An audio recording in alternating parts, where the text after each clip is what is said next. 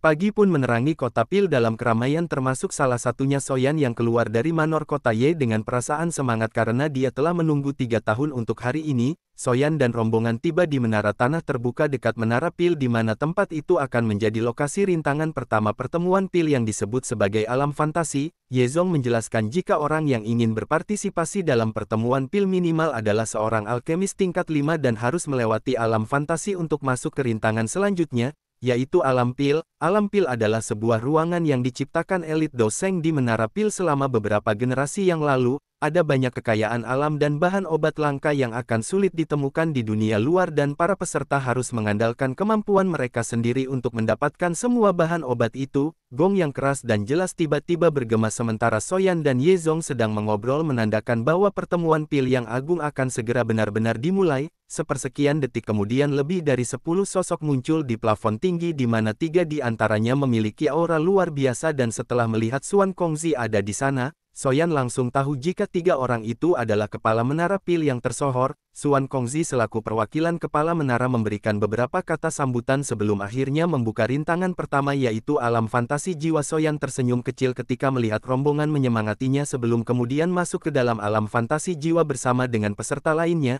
Sementara para peserta sudah mulai melewati rintangan pertama, para petinggi menara Pil terlihat ngerumpi tentang kandidat-kandidat kuat juara pertemuan Pil kali ini, di mana salah satu yang sangat menyita perhatian adalah Soyan selaku murid monster alkemis masa lalu Yao Chen.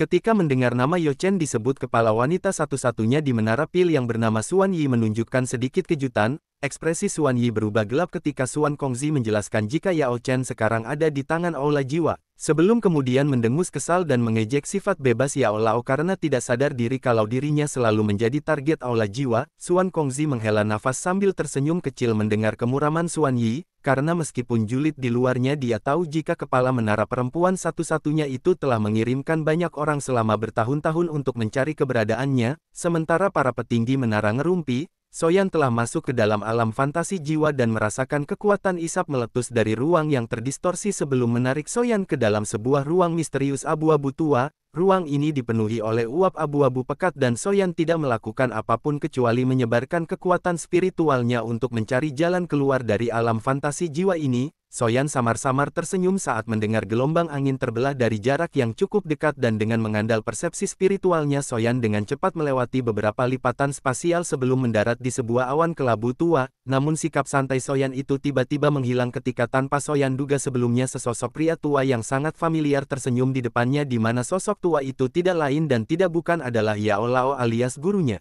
Mata Xiao Yan penuh dengan ketidakpercayaan saat dia melihat gurunya yang tersenyum di depannya, sebelum kemudian melambaikan tangannya seolah memanggil Soyan untuk mendekat. Soyan merasa pikirannya kosong dan kakinya hampir tidak terkendali untuk segera berlari menghampiri sosok yang begitu dia rindukan itu. Namun tepat ketika kakinya hampir melangkah, rasa bahaya tiba-tiba muncul di hati Soyan, membuat Soyan buru-buru berhenti dan menarik napas panjang untuk menjernihkan pikiran dan meyakinkan hati jika gurunya yang sangat ini berdiri di hadapannya tidak lebih dari sebuah ilusi. Nah, Soyan tersenyum pahit ketika melihat wajah yang lembut dan penuh keramahan Abah sebelum melambaikan tangannya perlahan dan membuat sosok itu menghilang. Kemunculan Yao Chen yang tiba-tiba memang sedikit membuat Soyan terkejut. Namun Xiao Yan buru-buru menguatkan hatinya dan sekali lagi menyebarkan kekuatan spiritualnya untuk mencari jejak spasial agar bisa keluar dari alam fantasi. Sepanjang perjalanan Soyan terus-menerus melihat ilusi dari orang-orang yang ada dalam pikirannya mulai dari bapaknya Xiao Zhan,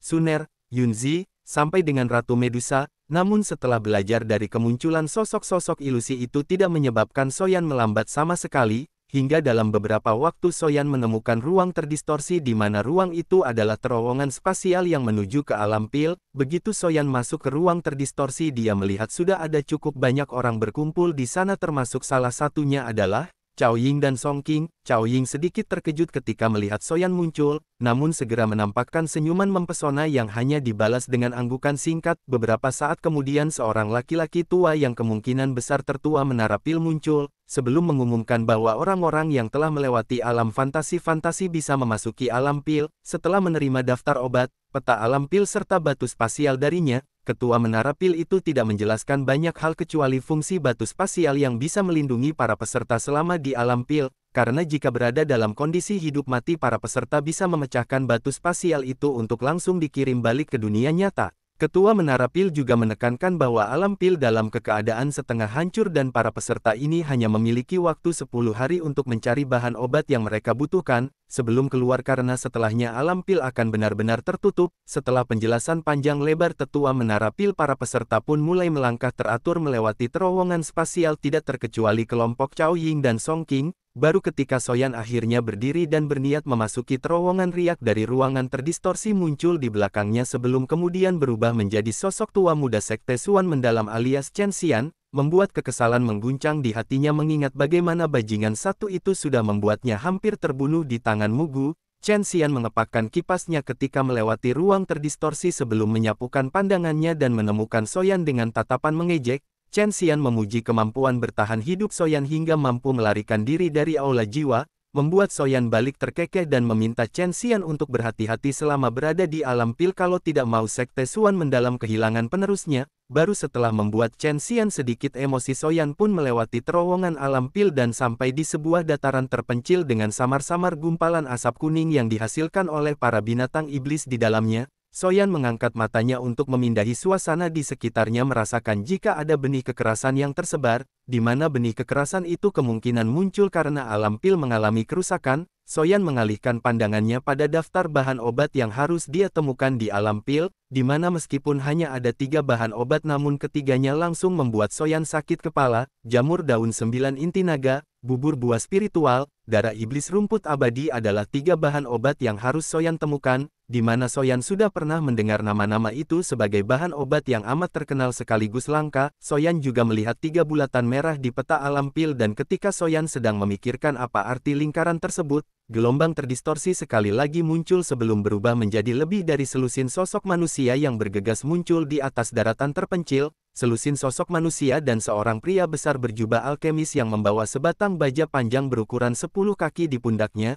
Ketika itu si pria besar tampak bertarung dengan seekor piton kuning raksasa untuk mendapatkan ramuan langka yang disebut sebagai Rehmania glutinosa. Rehmania glutinosa ini memang benda yang sangat langka, namun selusin alkemis itu tampak tidak ingin menyinggung si pria besar dan memilih untuk pergi meskipun tahu betapa harganya Rehmania glutinosa ini. Meskipun barang itu sangat berharga, Xiao Yan justru lebih tertarik pada sesuatu yang berada lebih dalam di bawah tanah, di mana benda yang berada di bawah tanah inilah yang memungkinkan bahan obat langka bisa tumbuh dengan sehat. Tangan Soyan meringkuk menjadi bentuk cakar sebelum dengan cepat mencapai jauh ke dalam lubang, membuat tanah lunak dari lubang dalam akhirnya mengeluarkan suara teredam, dan memunculkan sebuah batu giok seputih salju yang disebut sebagai giok induk inti, atau permata misterius yang terbentuk dari aglomerasi kekuatan tanah selama bertahun-tahun. Soyan menyunggingkan senyuman gembira ketika melihat benda itu karena giok induk inti sama berharganya dengan biji teratai hijau yang dia temukan bersama dengan api inti teratai hijau. Tidak hanya itu, keberuntungan Soyan seolah tidak ada habisnya ketika setelah menemukan giok inti induk Soyan juga mendapatkan inti sum-sum jiwa yang jauh lebih langka lagi. Soyan dengan lembut menepuk cincin penyimpanannya dan berpikir jika perjalanannya di alam pil benar-benar penuh keberuntungan sampai menemukan 3 benda langka luar biasa secara berturut-turut seperti ini. Tapi setelah Soyan merasa beruntung, inilah masalah mulai berdatangan, di mana sepersekian detik setelah mendapatkan inti sumsum jiwa muncul seorang pria tua berjubah kuning bernama Huang Yi yang memalak Soyan, dan meminta Xiao Yan untuk menyerahkan separuh inti sumsum jiwanya. Soyan hanya tersenyum dingin melihat bapak-bapak entah dari mana ini datang memalaknya sebelum melambaikan tangan dan memerintahkan bonekanya untuk ngasih paham kepada Huang Yi. Wajah tersenyum dari Huang Yi auto berubah suram saat melihat Soyan memiliki boneka yang sebegitu kuatnya. Tinju boneka menari menciptakan tekanan angin kuat yang menyebabkan tubuh Huang Yi tidak bisa tetap stabil dan memaksa alkemis tua itu untuk meledakkan doki merah dari tubuhnya. Namun tanpa memberikan banyak wajah kepada Huang Yi, boneka yang memang saat ini memiliki kekuatan setara Douzong bintang 9 mampu dengan mudah menggempur Huang Yi yang hanya seorang Douzong bintang 7.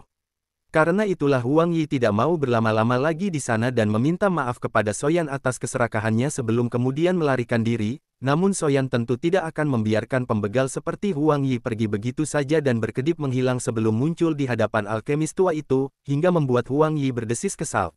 Meskipun begitu, dia jelas bukanlah tandingan boneka dan tidak ada hal lain yang bisa Huang Yi lakukan kecuali memecahkan batu spasialnya, sambil memperingatkan Soyan jika dia akan menunggu pemuda itu di kota pil suci untuk memberikan pelajaran setelah pertemuan pil berakhir.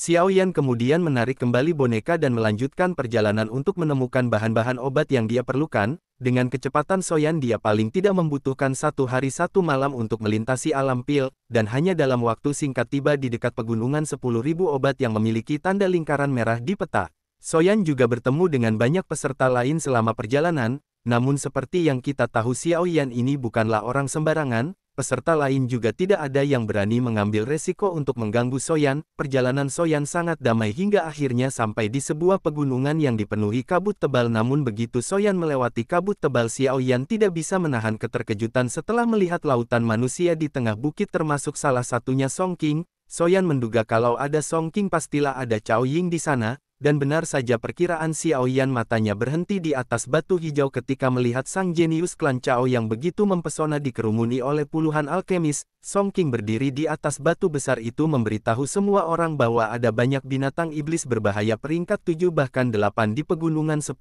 obat, dan para binatang buas ini telah menggunakan metode khusus untuk mengangkut banyak harta alam di sekitar pegunungan ke dalam goanya. Kerumunan auto ribut mendengar informasi Song Qing, bahkan Soyan pun tidak bisa menahan perubahan ekspresinya saat mengetahui ada binatang iblis peringkat 8 di pegunungan ini. Karena terlalu berbahayanya binatang-binatang iblis inilah Song Qing akhirnya mengajak semua orang untuk bekerja sama, dan siapapun yang melanggar perjanjian akan dilibas secara beramai-ramai. Song Qing tersenyum senang ketika melihat banyak orang yang setuju dengan rencana kerjasamanya sebelum menoleh dan memandangi wajah cantik Cao Ying yang tampak malas. Soyan sendiri tidak merasa tertarik dengan kampanye Song Qing, malah dia berpikir jika nantinya kelompok Song Qing merepotkan diri untuk memblokir binatang iblis pegunungan 10.000 obat, dia mungkin bisa nyelip-nyelip tipis di antara kekacauan dan mengambil keuntungan. Soyan tersenyum senang menyadari betapa top tier otaknya dan baru saja akan berbalik ketika suara angin kencang tiba-tiba bergemar di kejauhan. Beberapa sosok bergegas muncul di mana pemimpin dari kelompok baru ini tidak lain adalah orang yang paling dia targetkan di alam pil alias sang tuan muda sekte Suan mendalam.